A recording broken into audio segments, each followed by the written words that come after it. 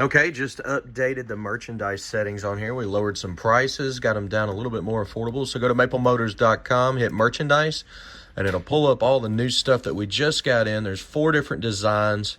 There's a brand new design, a retro collection. Definitely want you to check that out.